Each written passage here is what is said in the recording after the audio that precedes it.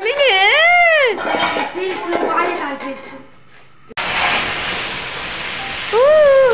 ابن حلاوتي. هدير كمون. ده يا هدير فلفل. فلفل ولا كمون؟ ده مش كله كمون. ايه واحنا مش في كمون. ده يا هدير دجاج. مال الدجاج كده. بصوا بقى ده ايه يا هدير؟ بصل.